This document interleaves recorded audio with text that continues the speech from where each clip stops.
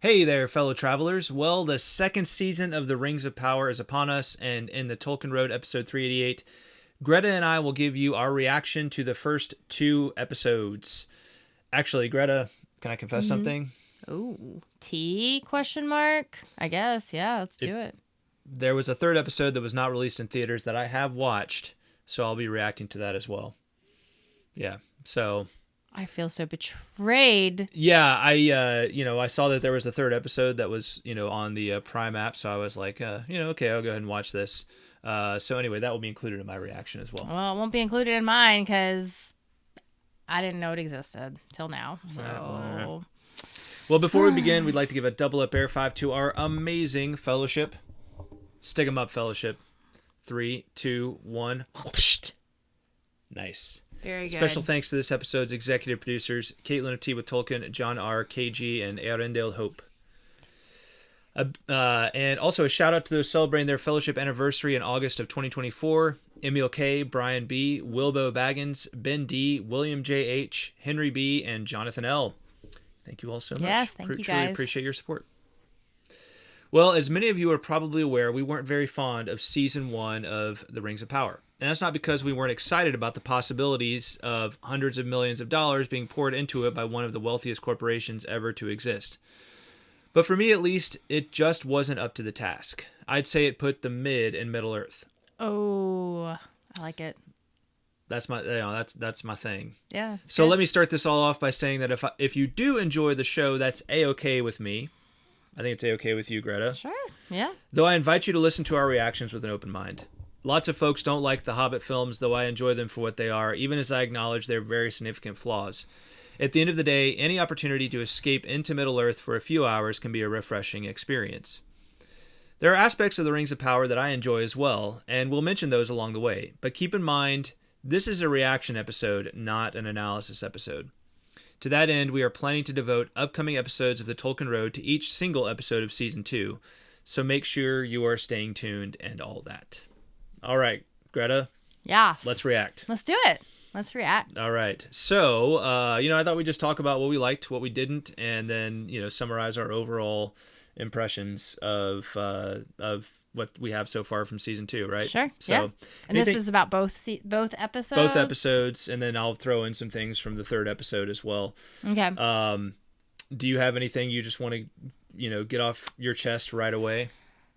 I started with a confession, so maybe you want to start with a confession. All right. Confession. I really enjoyed watching the episodes in the theater, actually. Right. Yeah. I really liked the surround sound. And just, seeing on a big screen was kind of fun. And the reclining seats were so comfortable. They were so comfortable, I actually fell asleep during the second episode. So... my reaction might be a little episode 1 heavy because I didn't see all of episode 2. Yeah. Yeah. So. Well, you had worked that day, so it's maybe not understandable, and they are really comfortable seats. It's kind of crazy how far movie theaters have come. They really pamper you these days. I will have to say that it was really nice, but the person sitting right next to me was making a lot of noise with their wrappers at one point during the episode. Wait, was that me? That was you. I was gonna say I didn't think there was anybody on the other side of you. I was trying really hard to not. See, I brought snacks to try and keep myself awake because I knew it would be a struggle. So, oh well, sorry. That's all right. Yeah. Well, at least feeling better. The person on the other side of me ordered food. And the smell was really bothering me. Yeah. So that was the downside of our theater experience, I guess. Yeah. Well, initial thoughts on anything. Let's just ask it this way: what did you enjoy about the episodes themselves? That you saw. Okay. Were there any things that you were like, oh, that's cool? Yeah. I like the music. I thought the music was beautiful. The music is no doubt excellent work. Excellent work. Yeah.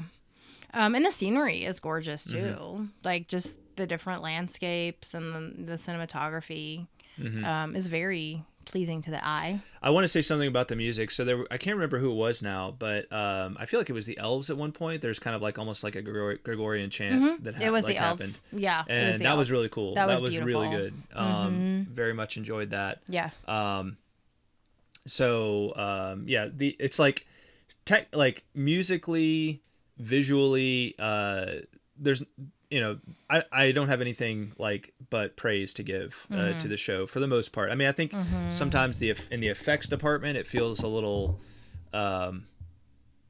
it feels a little overwrought, like, maybe and I don't know if it's I don't know enough about how the effects are done to like speak to why that is, but I don't know, it feels a little bit too much on the effects front sometimes. Like it just there's aspects of it that don't look real.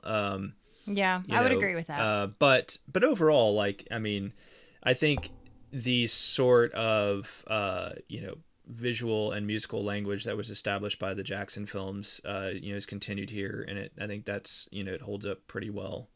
I would agree, in my opinion. I would agree. So yeah. I will say I was mildly confused like the whole time, and I don't know. So when we got there, something was playing, and I think it was maybe a trailer. Was it a trailer for the entire season? It was a recap for season 1. Okay. So I was like, some of this looks kind of familiar, but not all of it. Okay. And then I guess I was very confused about when episode 1 actually started. And then, I just never quite recovered, I think. I probably could have done with that season 1 recap, maybe, with all of it. Because I truly don't even remember where season 1 left off. And I don't even remember where the plot lines were at that point. So I was just I felt like I was kind of playing catch up the whole time. Yeah. But that's really my fault, not anybody else's. Well, I think, I will say, like, I think it's, it started off with this whole, which, we come to understand is like the Sauron kind of like the Sauron Halbrand, sort of, not really origin story, but kind of second age origin story, I guess you could say. And that's where it started, right? Yeah. That's where episode 1 right. started. Yeah. And I will say with that, it was a little confusing for me, like, cause they had somebody, they had somebody in the role of Sauron there who wasn't the same actor as Halbrand, right? Right. And I was kind of like, is this an imposter? Is this not real Sauron? Is this like, what's going on here? Yeah. And I think what they intended was that he is, he's gonna like kind of change appearance for whatever reason, and Sauron can do that, right? Because he doesn't have like one physical body that he's necessarily tied to, and in the lore he has the ability to change forms and that kind of thing. In the first age he'll change form from a werewolf to a bat, to a human, to a beautiful human visage. So it's all kind of wrapped up in there. I mean, it was confusing, and I think like I was kind of like, if I'm confused about this, then probably it probably comes off as confusing to a lot of other people as well, right? Like because I know the lore very well, right? I mean, I need any evidence? I mean, we're on episode 388 of the Tolkien Road here, so if I'm kind of trying to play catch up, like what are we witnessing here? That tells me something. I'll also say, like, that's not, I mean, like, it's just not how I envisioned like any kind of like a Sauron origin story for the Second Age. Like, where is his judgment before before Aeon? No, not Iluvatar, but before Aeonway, right? Like, where's his judgment at the beginning of the Second Age, when they're like, when the forces of of the West, right, who have just overthrown Morgoth, right, and they're like, hey, you were one of, you were whatever, pick a Nazi, right? You pick. You were Himmler to Morgoth's Hitler, right? What do you have to say for yourself, right? And there's none of this judgment scene, which is kind of like that was Sauron's origin story in the Second Age, right? Now his whole history goes way further back than that, but his origin story in the Second Age is his judgment before Eonwë and his summons to return to the Blessed Realm for his judgment before Manwë, right? We don't get any of that. It's just like all of a sudden he's back. He's like, I'm going to be the leader now, And so who was the guy? Who was that guy that he was kneeling before? Oh, that was Adar, right? So that's this other figure who, is like in competition for the. Okay, for being and he's not the leader. Yeah. Canonical. No. Okay. No. Okay. Unless they reveal him to be somebody else at a later date, but as Adar, as this figure, he's complete, completely made up, and I don't have a problem with that. Like, I mean, you can make up characters just as long as you don't violate what's established in the lore with them, right? That's where it gets to be a problem for me. So you didn't see Sauron as a black blob that flopped around that eats a rat and eats a rat and then attaches himself to a covered wagon and becomes a person? Not really, No. but I mean, Okay. I know you found that really like gross and creepy. It was gross. Like I was legit nauseous. Yeah. Like that whole opening scene, I was like, yeah, "Ooh, I can't watch." yeah, fair enough. I mean, whatever. I didn't like have a strong feeling one way or the other about that. I mean, I did find it kind of gross. I do feel like it's like the violence is like the gore of the violence is kind of Bit much creeping up, right? Like, and I'm kind of like, this is still Middle Earth. Like, I'm not like, this isn't Game of Thrones. This isn't, like just some gory horror movie, right? Like, I get that there's lots of like battles and people and orcs and other creatures die. Yeah. But like, how gory does it need to be? How much like, like do you need in sound effects, right? That was the bad part about the surround sound in the theater. I was Yeah. like, oh. Anyway, so I will say one thing I thought was cool. I don't know that you like this as much as I did, but I really actually kind of liked the whole Antar unveiling himself to Celebrimbor at the end of episode 2, when he, so Antar being Halbrand, being Sauron, right? He unveils himself to Celebrimbor at the end of season 2, and he does so in kind of like this. I liked it because I felt like it was a kind of a throwback to like sort of like Technicolor cinema almost, of him like just revealing himself as this glorious figure to Celebrimbor, and it gave me vibes. It gave me very like Antichrist vibes, if that makes sense, right? Like, and I guess that's where I'm coming from. Like since Antar, Sauron is an evil figure and he's trying to kind of pull off this deception, right? I liked that he kind of presented himself in this sort of like Technicolor Christ kind of way, right? That it's this kind of very it gives off very Antichrist vibes to do it in that way, and so I thought that was kind of nifty. I thought that was actually one of the few moments in these first 2 episodes and in the show so far, 10 episodes so far, where I'm like, hey, that was kind of like, that was a good idea. Like that, I like the way that you all pulled that off. So, that's my thoughts on that anyway. So Yeah, that's fair. I thought it was cheesy. Yeah. It may be important. It may be like that they wanted it to come off a little bit cheesy. It may. I just, at that point I had like done so many eye rolls already that I was just kind of in the eye roll mode. So that was just another opportunity for me to roll my eyes. But I mean, it looked cool. It did. Like cinematically, it looked cool. But I just thought it was cinematographically. Yeah, I was like, okay, Jesus wannabe, like 70s Jesus wannabe, like whatever. 60s Jesus wannabe. Okay, fine, same. Anyway. Yeah, so my timeline's messed up. I guess it fit if that's what we're talking timeline about. compression. If that's what we're talking about. So, one thing that really like drove me crazy, and they did the same thing in season 1.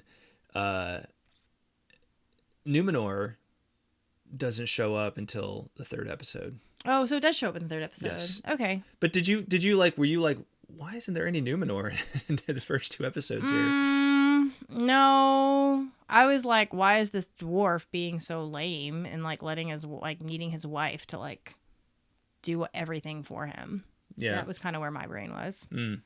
But well, can we come back to that, and I'll say my piece about Numenor. oh yeah, All for right. sure.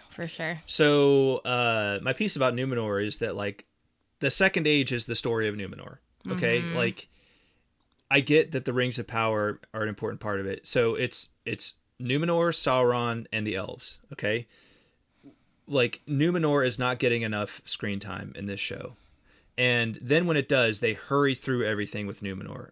Numenor has a 3,500 year history in the Second Age, and they basically have compressed everything about Numenor's history into one little thing. I'm done with the whole notion of like, oh, it's no big deal. They have to do something. It's like, no, they didn't. No, they didn't. If they can't tell the story without completely messing up the lore around Numenor, then they shouldn't have told it. They shouldn't have done it. There's other stories they could have told, but they chose to do this story, and they're getting it wrong. They're just no vision, no understanding, no attempt to like be like what story was Tolkien trying to tell here?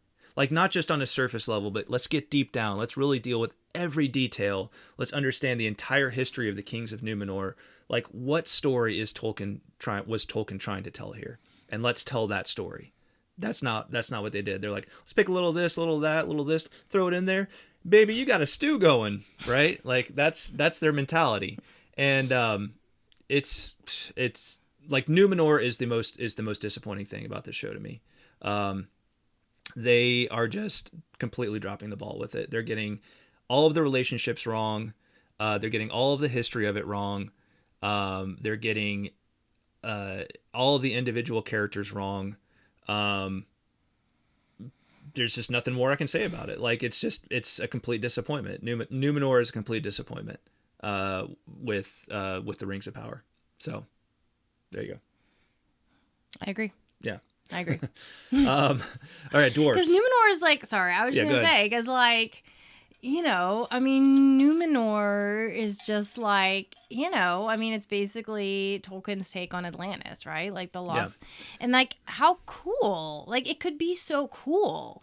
That's what's like, it's just such a missed opportunity. Numenor is Tolkien's vast thought experiment on what it would mean for human beings, for men, for mortals such as ourselves, to live vastly longer lives, to be on the edge of immortality in this world.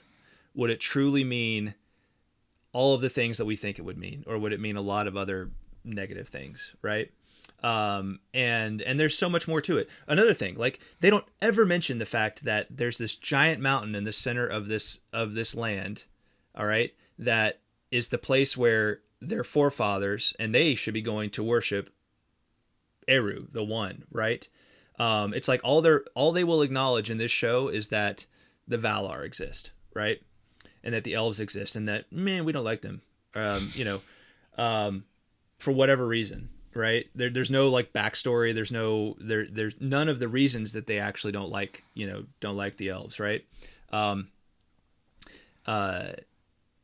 None of the backstory, and no acknowledgement that above the Valar, there's actually this Numenor has this special relationship with Eru Ilúvatar, right? No acknowledgement of that at all. Okay, so do with that what you will. I mean, for me, it just means that like it's probably like, honestly, I think it's because it starts getting too close to Christianity and monotheism, right? And it's like, well, we're a lot more comfortable in Hollywood with like polytheism and all these other things, so we'll just go with the Valar thing, right? Anyway, that's my honest reaction to that. We'll see when we get to, maybe I'm missing something. Maybe they have mentioned Eru at one point, but they barely ever mention anything about him, even though there's a giant mountain that's devoted to the Numenor and the worship of Eru at the center of Numenor. That is the focal point of their existence. So anyway, do what you will. Yeah, dwarves. Yeah. Do we want to talk about dwarves now? I will say, I think that was one of the few things I actually enjoyed about season 1. Was I really liked, I liked the dwarf plot line thing. And I will say, the other thing I like just in general about season 2, and I enjoyed about season 1 as well, is the costumes and like the makeup and everything. Like, I feel like they do a good job, like making you, you know, like kind of making elves look like elves and dwarves look like dwarves. I think that's really cool. I'm a little over. Who is the dwarf again in season 1? Who is it? Doran. Yeah. I'm a little over him and his daddy issues. Like, I'm just like. And like, I do really like his wife. Again, I can't remember her name right now. Like, I like her character, and I think she's good comic relief. And I'd be like, the dwarves in general, like they do in the books, like they lighten the mood. But I don't know. I'm just a little over, like, just his, like, not Bomber. We were talking about Bomber last night. That's why he's on my brain. Doran's. I'm a little over his, like, poor me, my daddy doesn't like me, and like you know, and having his wife have to, like, you know, fix everything. It's just annoying. I think there's a general problem with how, like, even going back to Jackson, I've heard other big, like, Tolkien fans complain about this idea that, like, that the movies, and now, like, as much as I do love Gimli, you know, in the movies, I think if you really, and it's kind of a fine point, but if you really understand how Tolkien envisioned the dwarves, they're not really comic relief, right? They're actually, there are aspects of them that can be comical. They do tend to have kind of a comical streak to them, but there's actually kind of like a strangeness to them, and like kind of a scary strangeness to them. You know, that's not this, like, just constant, like, lighthearted sort of thing. I think it's a missed opportunity again for, like, the you know, for the Rings of Power to really think, like, what if we just went with, like, had the dwarves just be these really, like, strange, intimidating, kind of scary figures, right? Sort of juxtaposed with the, like, ethereal beauty of the elves, right? And they're just kind of like these hard, you know, hard figures, you know, that are, you know, obsessed with, like, wealth and, you know, and darkness, kind of darkness, but they're kind of like, you know, they don't really have allegiance with anybody else. They're just kind of, you know, focused on themselves. Like, you know, I don't know what direction you would go with that, but yeah, just having kind of like the dwarves sort of be somewhere like kind of a mishmash of hobbits, elves, and men, you know, don't you feel that live underground is, you know, it's, I don't really think that's how Tolkien envisioned the dwarves. I feel like we got glimpses of that though, maybe toward the end of season 1. Was it? Yeah. Am I confusing, like, Rings of Power with Jackson's movies? I'm not sure, but I feel like we did get glimpses of that version of the dwarves, like the, you know, the scary, tough, like, you know, don't mess with me, I'm gonna, you know, kick your butt and take all your money. Like, I feel like we did get a glimpse of that. I think at the end of season 1. Yeah. But I'm just, yeah, I'm not loving the dwarf element at the point, at this point in time in the new season. Yeah. We'll see where that goes. I mean, yeah, I don't have much more to say about that. Everything, you know, I guess at the end of the day, like, I just don't get, it's hard for me to surrender to like the storytelling here, into the way anything is being depicted, because I just don't trust the people who are making this show. At the end of the day, I realized that was kind of my big realization as I tried to rewatch season 1. I got about 3 episodes in, and I was kind of bored and disappointed again. Bored, you know, it's hard to make it. There's kind of a slog, and then I was just disappointed again by the mediocrity of it all, and also just like this seeming like that the priorities weren't like let's really do honor to what Tolkien had established here, and it was more like, let's pull some stuff from Tolkien and make a lot of money doing it. That's the mindset I detect. Also, let's inject, let's kind of subtly inject foreign ideologies into this, and then call people, crazy and hateful if they call us out for it, right? Like, just a lot of stuff like that I detect in it, and so I don't trust the people who are making the show. And so when I can't trust you, how am I supposed to really enjoy and have that disposition of surrender to your storytelling, that I'm like, okay, I'm going to listen to your story, right? And I'm going to and eventually I'm just going to enjoy it so much that I'm going to forget myself, right? Yeah. I can't do that. I can't do that here. Yeah. I was really confused by another thing, Greta. What's up? So Círdan shows up. He has a beard. It's okay. Like, I get the whole elves when they're in a certain when elves do start to get elves do age. So it's not they're immortal, but they age kind of in accordance with Arda itself. So I get the thing. I think Tolkien acknowledged that Círdan might have a beard somewhere. But then it's why did he shave in the middle of the episode? I was very confused by that. It's just okay, it's Círdan, he's got a beard. And then he shaves. And then all of a sudden he doesn't. Did you understand why he shaved? No. I didn't even notice that he shaved. I'm pretty sure he shaved, didn't he? I'm not saying he didn't. Yeah. Like I said, I fell asleep. So Yeah. I don't know. I didn't. I was very confused just by okay, I'm sorry. I really don't like Elrond. I really don't. I really don't like his actor. At all. At all. Okay, I'm done with that. Just honestly, what don't you like about him? Well, I feel like he's just not strong enough. I feel like he's portraying a wimpy version of I feel like Elrond is so much okay, maybe it's just I just feel like he should be again, he's too whiny. He's just too whiny. Sorry, I'm having an issue with whiny guys in this first 2 episodes. Who likes whiny people? I don't like whiny. Yeah, he's just whiny, and he goes to Círdan, right, with the ring, the rings, because he wants them destroyed, which is fine. That's okay. Maybe they should be. I don't know, whatever. But I thought maybe they were not bad. Weren't they protected from evil? I'm not sure. But anyway, he wants them destroyed, so he goes to Círdan, and then Círdan's like, I got you, my boy. And he goes out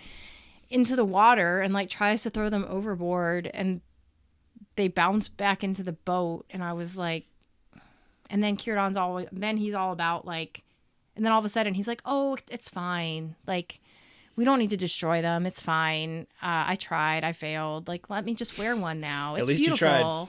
It's at least you tried. Yeah. And then all of a sudden, he's all about destroying them. Then all of a sudden, he's putting one on, and there's this, scene with him and Galadriel and Elrond, bro, they're cool, bro.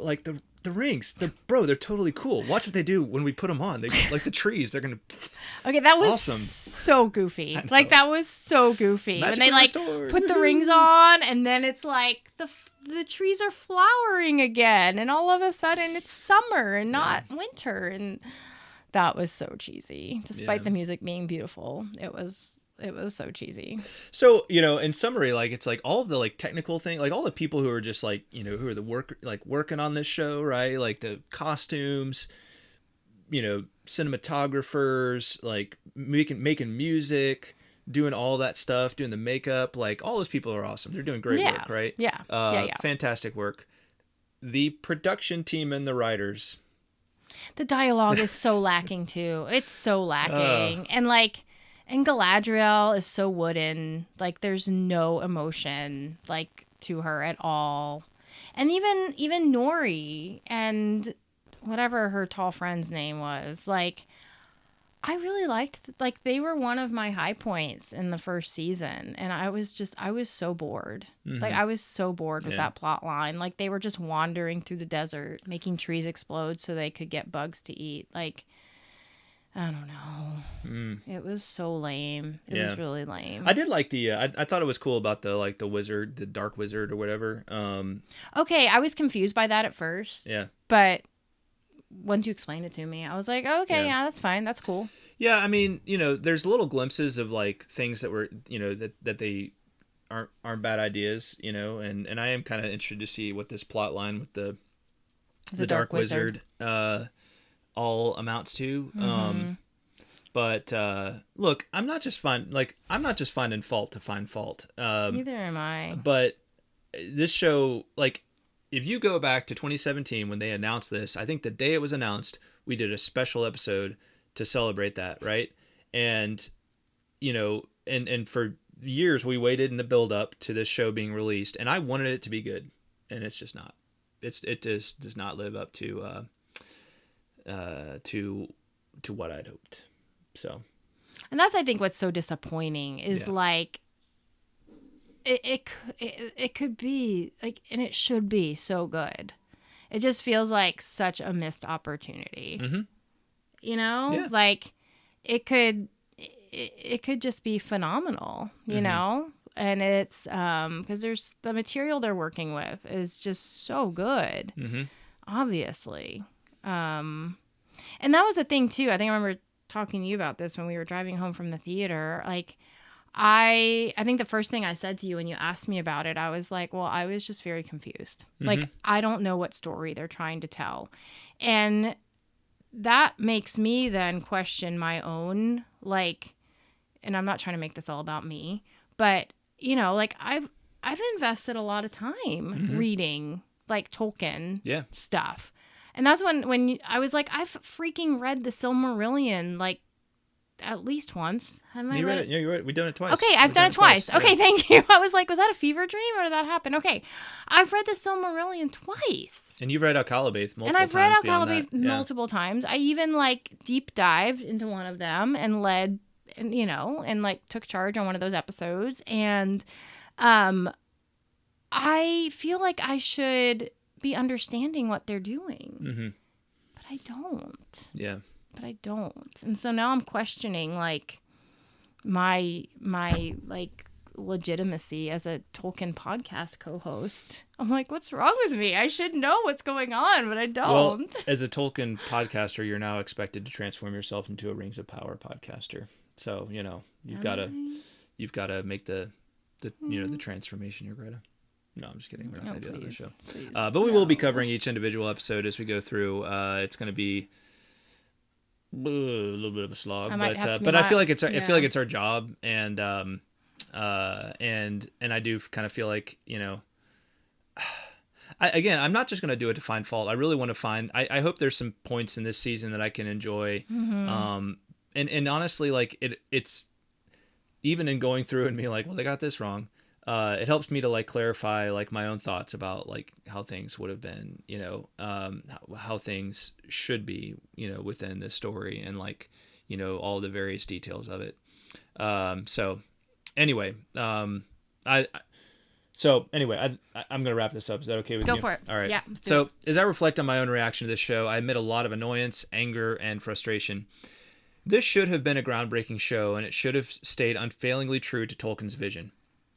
But it hasn't. It's a hodgepodge of Middle-earth stuff with really good music and enticing visuals. But the writing doesn't live up to what Tolkien left us with.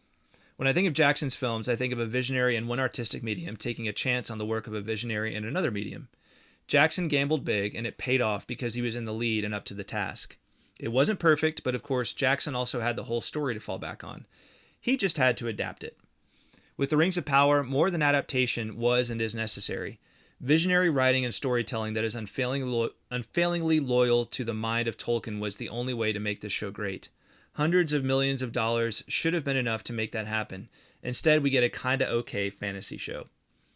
I don't know whose fault it all is, and that's part of the frustration. Really, it's owing simply to the fact that we're dealing with a Mordorish modern machine, corporate Hollywood, where failing upward is normal and mediocrity is a virtue. I hoped for a tragic epic of the rise and fall of Numenor, a show that would explore the most profound questions relating to our humanity, a show about mortality, God, creation, the nature of evil and depravity. I could go on. Instead, we got Marvel Earth.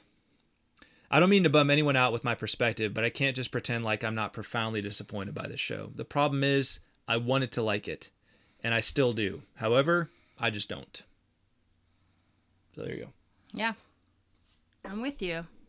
I was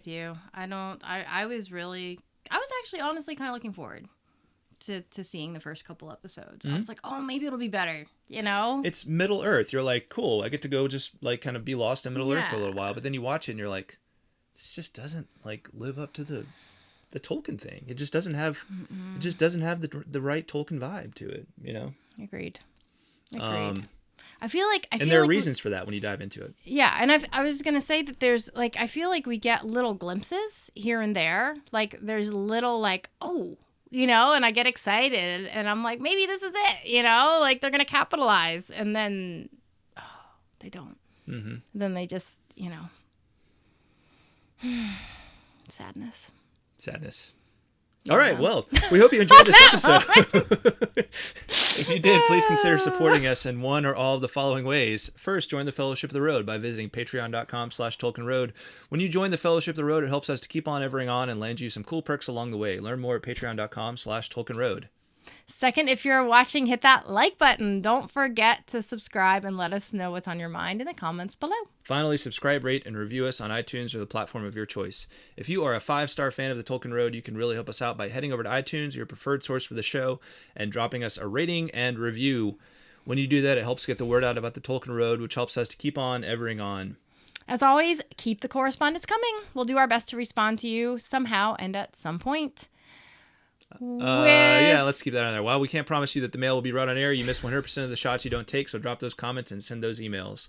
Finally, don't forget to stop by truemesspress.com for great merch like super styling and comfy Tolkien Road t-shirts, 2 Trees camper mugs, and signed copies of my books, Tolkien Requiem and Tolkien's Overture. Once again, that's truemesspress.com. Thanks for supporting our work with your purchase. To close, as always, we'd like to thank our amazing fellowship. You want to give this a shot? Yeah, sure.